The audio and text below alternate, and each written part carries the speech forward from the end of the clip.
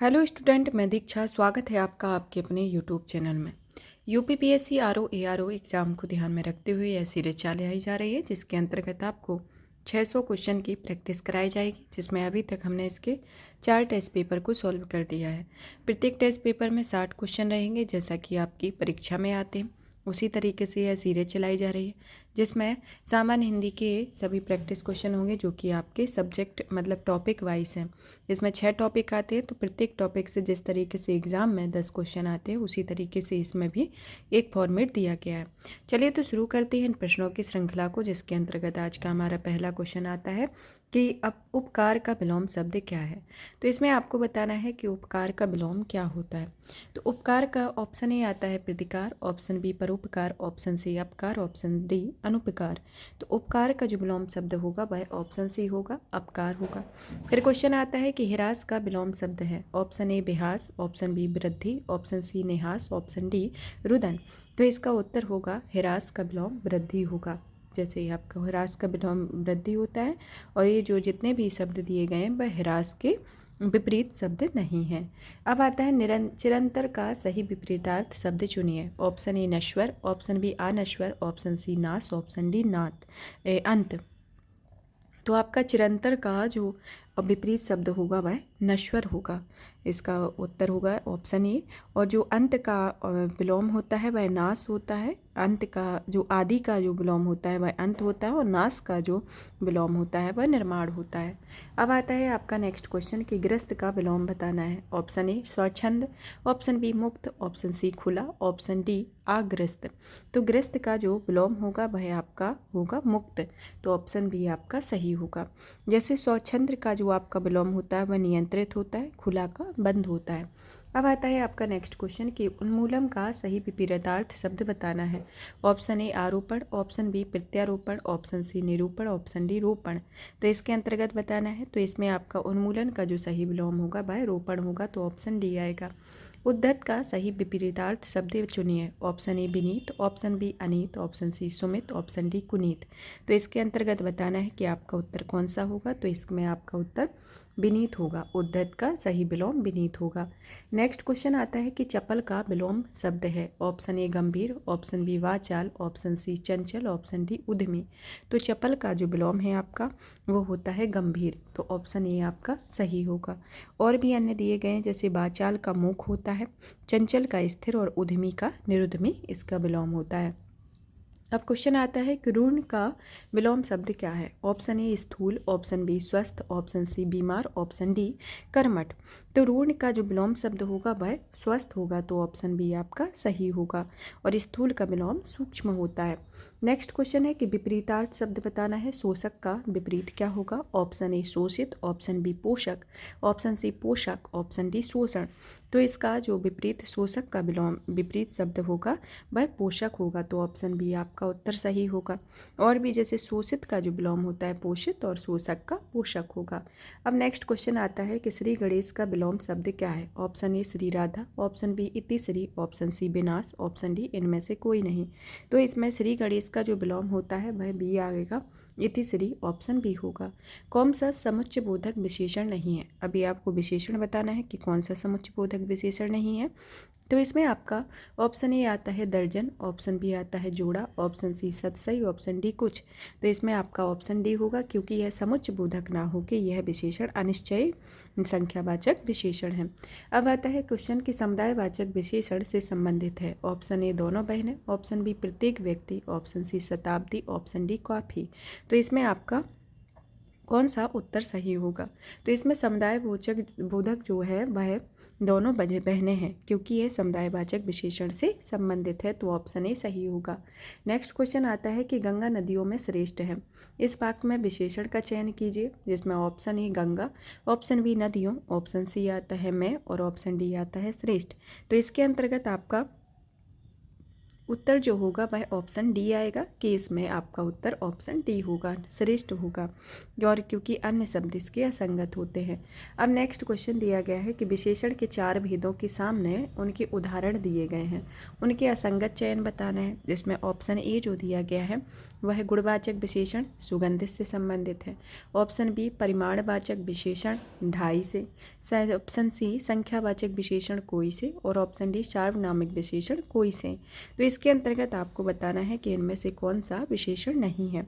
तो इसमें आपका ऑप्शन सी है वो संख्यावाचक में ये नहीं आता है, क्योंकि ये सार्वनामिक विशेषण है। ये कौन सा है? सार्वनामिक, और ये एक दूसरे से संबंधित है। और अब आता है आपका नेक्स्ट कि नीली साड़ी में कौन सा विशेषण है। ऑप्शन ए संख्यावाचक, ऑप्शन बी परिमाणवाचक, ऑप्शन सी गुणवाचक, ऑप्शन डी सार्वनामिक। तो इसमें आपको बताना है कि नीली साड़ी में कौन सा विशेषण है। तो इसका उत्तर होगा गुणवाचक विशेषण, ऑप्शन सी आएगा कि गुणवाचक विशेषण के अंतर्गत जैसे लाल, पीला, विनम्र, अच्छा, बुरा, मोटा, पतला इत्यादि सभी गुणवाचक विशेषण के अंतर्गत आते हैं। अब नेक्स्ट क्वेश्चन आपका आता है कि अत्यंत शब्द में कौन सा क्रिया विशेषण है। अत्यंत में कौन सा क्रिया विशेषण है। ऑप्शन ए परिमाणवाचक, ऑप्शन बी स्थानवाचक, ऑप्शन सी कालवाचक, और ऑप्शन डी रीतिवाचक। तो अत्यंत में आपका जो उससे क्रिया विशेषण परिमाणवाचक होगा। नेक्स्ट क्वेश्चन आता है कि परिमाणवाचक क्रिया विशेषण का वाक्य होगा। ऑप्शन ए वह बहुत थक गया है, ऑप्शन बी वह अभी अभी गया है, ऑप्शन सी वह अंदर बैठा है, ऑप्शन डी वह अब भली भांति नाच लेता है। तो इसमें आपको बताना है कि इसमें कौन सा उत्तर सही होगा। तो इसमें आपका उत्तर जो होगा वह ऑप्शन ए होगा, जो कि परिमाणात्मक क्रिया विशेषण को बताता है कि वह बहुत थक गया है। नेक्स्ट क्वेश्चन आपका आता है कि कृष्ण धीरे धीरे चला। वाक्यांश में धीरे धीरे शब्द के किस क्रिया विशेषण का रूप है। ऑप्शन ए कालवाचक क्रिया विशेषण, ऑप्शन बी कारणवाचक क्रिया विशेषण, ऑप्शन सी निश्चयवाचक क्रिया विशेषण, और ऑप्शन डी रीतिवाचक क्रिया विशेषण। तो इसमें बताना है। तो इसके अंतर्गत आपका ऑप्शन डी आएगा, क्योंकि इसमें रीतिवाचक क्रिया विशेषण को बताता है। धीरे धीरे आपका रीतिवाचक विशेषण है। नेक्स्ट क्वेश्चन आता है कि निम्नलिखित में से किस एक शब्द नहीं है। ऑप्शन ए उचित, ऑप्शन बी झूठा, ऑप्शन सी 3, और ऑप्शन डी बचपन। तो इसमें बताना है कि कौन सा विशेषण नहीं है। तो इसके अंतर्गत आपका जो बचपन है वह विशेषण नहीं है, यह एक भाववाचक संज्ञा है। तो ये भाववाचक संज्ञा है, ना कि ये विशेषण है। आपका 20 नंबर का क्वेश्चन आता है कि निम्नलिखित में से कौन से विशेषण की अवस्था नहीं है। ऑप्शन ए मूलावस्था, ऑप्शन बी उत्तरावस्था, ऑप्शन सी उच्चतम अवस्था, ऑप्शन डी उत्तमावस्था। तो इसके अंतर्गत आपको बताना है कि इसमें से कौन सा सही नहीं है। तो इसमें आपका ऑप्शन सी सही है, क्योंकि उच्चतमावस्था इसके कोई अवस्था नहीं होती है, क्योंकि विशेषण की मुख्यतः 3 अवस्थाएं होती हैं, जिसमें आती है मूलावस्था, फिर उत्तरावस्था, उसके बाद उत्तमावस्था आती है। 3 अवस्थाएं आती हैं। नेक्स्ट क्वेश्चन आता है आपका तद्भव तत्सम से रिलेटेड है, जिसमें आपको तद्भव शब्द की पहचान करनी है। ऑप्शन ए आखेट, ऑप्शन बी अहीर, ऑप्शन सी आभीर, ऑप्शन डी आषाढ़। तो इसमें आपका जो तद्भव शब्द होगा वह अहीर होगा। तो आपका ऑप्शन बी होगा, क्योंकि आखेट का जो तद्भव शब्द होता है वह अहीर होता है, आभीर का अहीर होता है, और आषाढ़ का आषाढ़ होता है। अब नेक्स्ट क्वेश्चन आपका आता है कि उखल। ऑप्शन ए, ऑप्शन बी ऊढ़, ऑप्शन सी कार्य, ऑप्शन डी कृत। तो इसमें आपको बताना है कि इसमें कौन सा तद्भव शब्द है। तो इसमें आपका ऑप्शन ए सही है, क्योंकि इसमें उखल जो है, इसमें उखल आपका एक तद्भव शब्द है, क्योंकि इसका जो तत्सम शब्द आता है उदखल आता है। और इसमें ऊण का जो तद्भव होगा वह ऊन होगा, कार्य का तद्भव काज होगा, कृत मतलब करने का तद्भव होता है। अब आता है आपका नेक्स्ट क्वेश्चन कि कटा है। ऑप्शन ए दिया गया, ऑप्शन बी कपास, ऑप्शन सी कुपुत्र, ऑप्शन डी कृतग्रह। इसमें बताना है कि आपका कौन सा तद्भव है। तो इसके अंतर्गत आपका जो तद्भव होगा वह कपास होगा, क्योंकि कपास का जो आपका तत्सम होता है वह करपास होता है। और ये जो सभी जैसे कटाह का जो तद्भव होगा वह कड़ाह होगा, कुपूत का जो तद्भव होगा वह कुपुत्र का जो तद्भव होगा वह कपूत होगा, कृतग्रह का जो तद्भव होगा वह कचहरी होगा। अब आता है नेक्स्ट क्वेश्चन 24 नंबर का कि ऑप्शन ए कर्पूर, ऑप्शन बी कचहरी, ऑप्शन सी करपट, ऑप्शन डी कटुक। तो इसमें आपको बताना है कि इसमें कौन सा तद्भव शब्द है। तो इसमें आपका जो तद्भव शब्द है वह आता है कचहरी। तो इसमें आपका कचहरी आपका तद्भव शब्द है।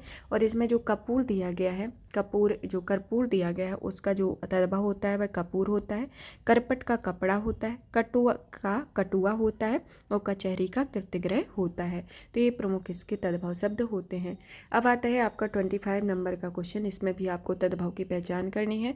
ऑप्शन ए आता है कच्छप, ऑप्शन बी कति और ऑप्शन सी कंघी और ऑप्शन डी अवमूर्ध। तो इसमें आपका कौन सा उत्तर सही होगा। तो इसमें आपका तद्भव शब्द बताना है। तो आपका जो तद्भव है वह कच्छप होगा। तो ऑप्शन ए आपका वो होगा, क्योंकि कच्छप का जो तत्सम होता है वह कछुआ होता है। कति का जो तद्भव होता है वह कई होता है। अवमूर्ध का जो तद्भव होता है ओधा होता है। और कंघी का जो तद्भव होता है वह कंकति होता है। कंकिति मतलब इसका ये कंकिति होता है। तो ये इसमें से आपका ऑप्शन ये सही हुआ। अब क्वेश्चन आता है कि मक्खी शब्द का तत्सम शब्द बताना है। तो मक्खी ऑप्शन ए मच्छिका, ऑप्शन बी माछी, ऑप्शन सी मच्छी और ऑप्शन डी मच्छिका।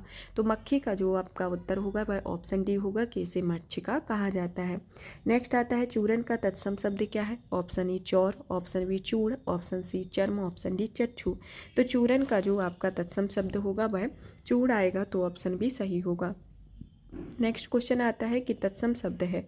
ऑप्शन ए क्लिष्ट, ऑप्शन बी कठोर, ऑप्शन डी कठिन, ऑप्शन डी मजबूत। तो इसमें क्लिष्ट का जो तत्सम होगा वह होगा आपका क्लिष्ट। इसका क्लिष्ट जो है वह तत्सम शब्द है और ये सभी तद्भव है।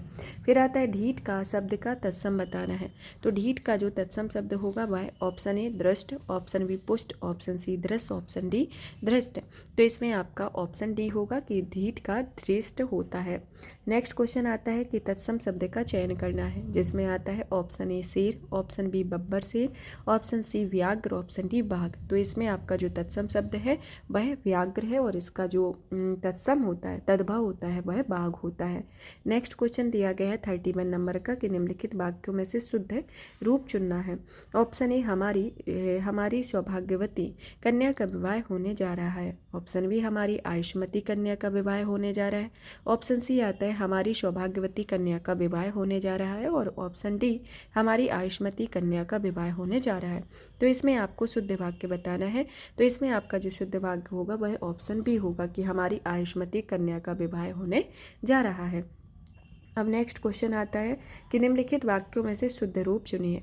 ऑप्शन ए हमारे यहाँ तरुण नवयुवकों का शिक्षा अच्छा प्रबंध है, ऑप्शन बी हमारे यहाँ तरुण नवयुवकों का शिक्षा अच्छा प्रबंध है, ऑप्शन सी हमारे यहाँ नवयुवकों की शिक्षा का अच्छा प्रबंध है, ऑप्शन डी हमारे यहाँ नवयुवकों की शिक्षा का अच्छा प्रबंध है।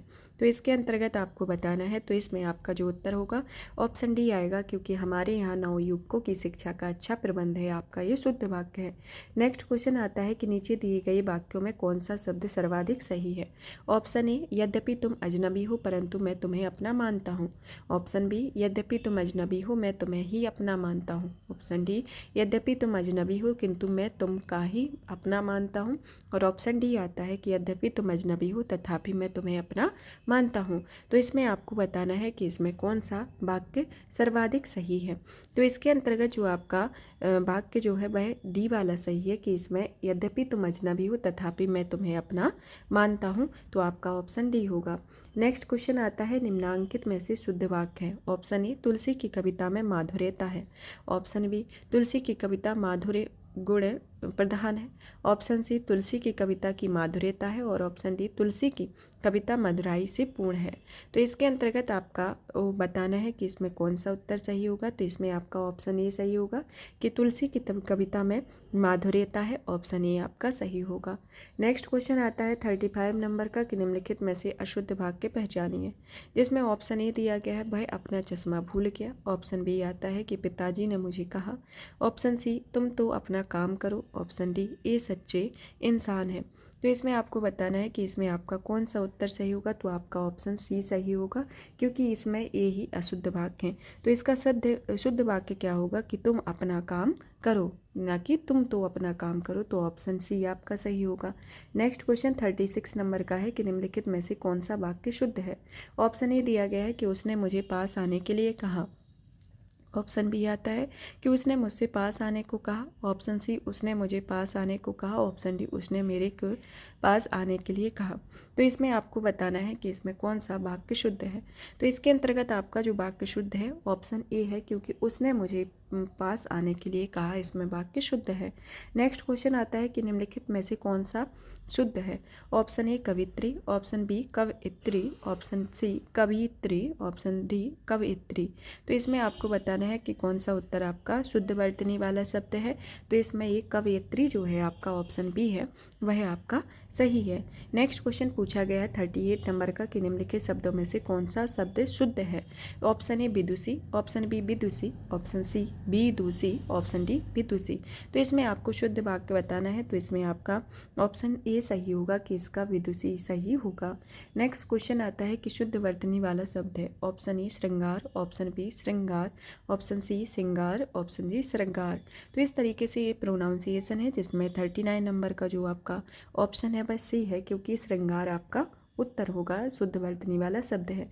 नेक्स्ट क्वेश्चन है कि निम्नलिखित में से कौन सी वर्तनी अशुद्ध है। ऑप्शन ए सुश्रुषा, सुश्रुषा, ऑप्शन बी सुश्रुषा, ऑप्शन सी वेशभूषा, ऑप्शन डी मनीषा। तो इसमें आपकी वर्तनी अशुद्ध बताना है। तो इसमें आपका ऑप्शन बी सही है कि सुश्रुषा जो है इसकी शुद्ध वर्तनी वाला अशुद्ध शब्द है। तो आपका नेक्स्ट क्वेश्चन आता है कि जो अच्छे कुल में उत्पन्न हुआ है इस शब्द समूह के लिए एक शब्द क्या है। ऑप्शन ए कुलीन, ऑप्शन बी समृद्ध, ऑप्शन सी धनी, ऑप्शन डी कृपण। तो इसमें आपका जो उत्तर होगा वह ऑप्शन ए होगा, क्योंकि इसमें अच्छे कुल में पैदा होने वाले को कुलीन कहा जाता है। नेक्स्ट क्वेश्चन आता है कि किसी कार्य में दूसरे से आगे बढ़ने की इच्छा अर्थ देने वाला एक शब्द निम्नलिखित विकल्पों में से चुनिए। ऑप्शन ए स्पर्धा, ऑप्शन बी ईर्ष्या, ऑप्शन बी प्रतिस्पर्धा, ऑप्शन डी अग्रेषणा।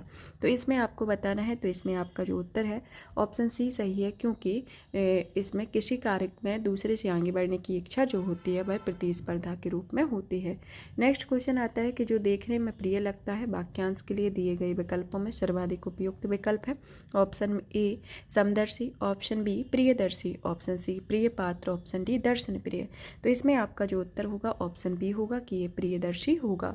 नेक्स्ट क्वेश्चन आता है कि जिसका कोई आश्रय ना हो। ऑप्शन ए निराश्रय, ऑप्शन बी सदाश्रय, ऑप्शन सी पराश्रित और ऑप्शन डी आश्रित। तो इसके अंतर्गत आपको बताना है। तो इसमें आपका ऑप्शन ए सही होगा कि इसका निराश्रय होगा। नेक्स्ट क्वेश्चन दिया गया है कि किए हुए को ना मानने वाला। ऑप्शन ए निकृष्ट, ऑप्शन बी कृतार्थ, ऑप्शन सी कृतज्ञ और ऑप्शन डी कृतज्ञ। तो इसमें किए हुए को मानने वाले को ऑप्शन डी होगा कि इसे कृतज्ञ कहा जाता है। नेक्स्ट क्वेश्चन आता है कि प्रत्युत्पन्नमति के अंतर्गत आपका क्या होगा। ऑप्शन ए उत्तर न देने की क्षमता, ऑप्शन बी जो फिर से उत्पन्न हुआ हो, ऑप्शन सी जिसकी बुद्धि में नई नई बात उत्पन्न होती है और ऑप्शन डी जो तत्काल सोचकर उत्तर दे सके। तो इसके अंतर्गत आपको बताना है। तो इसमें आपका उत्तर जो होगा ऑप्शन डी होगा, जो तत्काल सोचकर उत्तर दे सके। नेक्स्ट क्वेश्चन आता है कि पार्थिव में आपको बताना है, जिसमें ऑप्शन ए आता है आपका जिसका संबंध मनुष्यों से है, ऑप्शन बी जिसका संबंध पृथा से है, ऑप्शन सी जिसका संबंध ईश्वर से है और ऑप्शन डी जिसका संबंध पृथ्वी से है। तो इसमें आपका जो उत्तर होगा वह ऑप्शन डी होगा कि जिसका संबंध पृथ्वी से हो। नेक्स्ट क्वेश्चन आता है कि जो इंद्र पर विजय प्राप्त कर चुका हो। ऑप्शन ए इंद्रजय, ऑप्शन बी इंदु, ऑप्शन सी इंद्रजीत, ऑप्शन डी जितेंद्र। तो इसमें आपको बताना है। तो इसमें आपका जो उत्तर होगा वह ऑप्शन सी होगा, क्योंकि जो इंद्र पर विजय प्राप्त कर चुका हो उसे इंद्रजीत कहा जाता है। अब क्वेश्चन आता है कि अपना उद्देश्य पूर्ण होने पर संतुष्ट ऐसे व्यक्ति के लिए एक शब्द चुनिए। ऑप्शन ए चिरप्रसन्न, ऑप्शन बी कृतज्ञ, ऑप्शन सी आभारी, ऑप्शन डी कृतार्थ। तो इसमें आपका जो उत्तर होगा ऑप्शन डी होगा कि इसे कृतार्थ कहा जाता है। अब क्वेश्चन आता है कि सख्य भाव मिश्रित अनुराग को कहते हैं। उपयुक्त शब्द का चयन कीजिए। ऑप्शन ए प्रेम, ऑप्शन बी स्नेह, ऑप्शन सी सख्य भाव, ऑप्शन डी पीड़ाएं। तो इसके अंतर्गत आपको बताना है। तो इसमें आपका जो उत्तर होगा ऑप्शन डी होगा, इसे पीड़ाएं कहा जाता है। क्वेश्चन आता है आपका नेक्स्ट की पर्यायवाची शब्द का अर्थ है। ऑप्शन ए विलोमवाची, ऑप्शन बी प्रति विलोमवाची, ऑप्शन सी समानभास, ऑप्शन डी समानार्थी। तो इसमें आपका जो उत्तर होगा वह ऑप्शन डी आएगा कि पर्यायवाची का जो शब्द होता है उसे समानार्थी होता है, क्योंकि पर्यायवाची शब्द का जो सही समानार्थी होता है और वे शब्द जिनके अर्थों में समानता हो उन्हें पर्यायवाची शब्द कहते हैं और इन्हीं शब्दों को समानार्थी शब्द भी कहा जाता है। अब आपका नेक्स्ट क्वेश्चन आता है कि प्राची का पर्यायवाची शब्द है। ऑप्शन ए प्राचीन, ऑप्शन बी प्रकृत, ऑप्शन सी पूर्व, ऑप्शन डी प्रज्ञा। तो इसमें आपका ऑप्शन सी होगा कि इसे पूर्व कहा जाता है। तो प्राची का पर्याय आपका पूर्व होगा। क्वेश्चन आता है आपका कि तरंग शब्द का पर्यायवाची शब्द है। ऑप्शन ए पुष्कर, ऑप्शन बी कूल, ऑप्शन सी जलधि, ऑप्शन डी उर्मी। तो इसके अंतर्गत आपका जो उत्तर होगा ऑप्शन डी आएगा कि उर्मी इसका पर्यायवाची होता है। फिर आता है 54 नंबर का क्वेश्चन कि जंगल शब्द का पर्यायवाची शब्द है। ऑप्शन ए प्रमोद, ऑप्शन बी वृषांतरी, ऑप्शन सी कालांतर, ऑप्शन डी देव होता है। तो इसके अंतर्गत आपका जो उत्तर होगा ऑप्शन सी होगा, क्योंकि जंगल का पर्यायवाची कांतर है, ना कि प्रमोद, विश्रांति या दिव होता है। जंगल के और अन्य पर्यायवाची होते हैं जैसे विपिन, कानन, वन, अटवी, कांतर इसके अंतर्गत आते हैं। नेक्स्ट क्वेश्चन है कि क्रोध का पर्यायवाची है। ऑप्शन ए संताप, ऑप्शन बी अमर्ष, ऑप्शन सी बेमनस, ऑप्शन डी भीति। तो इसके अंतर्गत जो आपका उत्तर है वह ऑप्शन बी होगा, क्योंकि क्रोध का पर्यायवाची अमर्ष होता है। क्वेश्चन आता है कि बिजली शब्द का पर्यायवाची नहीं है। ऑप्शन ए बितुड़ना, ऑप्शन बी दामिनी, ऑप्शन सी चंचला, ऑप्शन डी तड़िक। तो इसके अंतर्गत आपको बताना है, तो इसमें आपका ऑप्शन ए होगा, क्योंकि ये सभी बिजली का पर्यायवाची नहीं है। और जैसे बिजली के पर्यायवाची होते हैं दामिनी, चंचला, तड़ित, ये सभी बिजली के हैं। और इसके अन्य पर्यायवाची शब्द आते हैं जैसे चपला, छद प्रभा और सौदामिनी इसके पर्यायवाची होते हैं। अब आता है जीव का पर्याय है। तो ऑप्शन ए वचन, ऑप्शन बी रचना, ऑप्शन सी ध्वनि, ऑप्शन डी जीव। तो जीव का जो पर्यायवाची शब्द है वो आपको बताना है। तो जीव का पर्यायवाची रचना है, तो ऑप्शन बी आपका सही होगा। जैसे और भी वचन, ध्वनि, जीव ये सभी जीव के पर्यायवाची के अंतर्गत नहीं आते हैं। ऑप्शन क्वेश्चन डी 58 नंबर का आता है कि कौन सा शब्द अहि का पर्यायवाची नहीं है। ऑप्शन ए उरग, ऑप्शन बी सरीसृप, ऑप्शन सी पवनास, ऑप्शन डी सिंदूर। तो इसमें आपका कौन सा पर्यायवाची शब्द नहीं है। तो इसमें आपका सिंदूर जो है वह आपका अहि का पर्यायवाची नहीं है, क्योंकि अहि जो सिंदूर है वह हाथी का पर्यायवाची है। ये किसका पर्यायवाची है, ये हाथी के पर्यायवाची है। और ये जो सभी पर्यायवाची दिए गए हैं वह सर्प के पर्यायवाची हैं, जिन्हें उरग, सरीसृप, पवनास ये सभी सर्प के पर्यायवाची हैं। अब नेक्स्ट क्वेश्चन आपका 59 नंबर का आता है कि नैसर्गिक का पर्यायवाची है। ऑप्शन ए सत्कृत, ऑप्शन बी चमत्कृत, ऑप्शन सी प्राकृत, ऑप्शन डी चतुर्दिक। तो इसमें आपको बताना है, तो इसमें आपका उत्तर जो होगा ऑप्शन सी होगा कि नैसर्गिक का जो पर्यायवाची है वह चमत्कृत प्राकृतिक होता है। नेक्स्ट क्वेश्चन है जो कि इस श्रृंखला का आपका लास्ट क्वेश्चन है कि निम्नलिखित में से कौन सा शब्द हाथी का पर्यायवाची नहीं है। ऑप्शन ए कटी, ऑप्शन बी हस्त, ऑप्शन सी पाड़ी, ऑप्शन डी कर। तो इसमें हाथी का पर्यायवाची ऑप्शन ए नहीं है, इसका कटी नहीं है। और जबकि हस्त, पाड़ी और कर ये सभी हाथी के पर्यायवाची हैं। कटी शब्द जो है वह कमर प्रदेश के लिए प्रयुक्त होता है। यहाँ पर यह सेशन फिनिश होता है। अब नेक्स्ट क्लास में मतलब कि कल आपको नेक्स्ट प्रैक्टिस सेट प्रोवाइड किया जाएगा। तब तक आप वीडियो को ज़्यादा से ज़्यादा इस सेशन को शेयर कीजिए, वीडियो को लाइक कीजिए, चैनल को सब्सक्राइब कीजिए। धन्यवाद।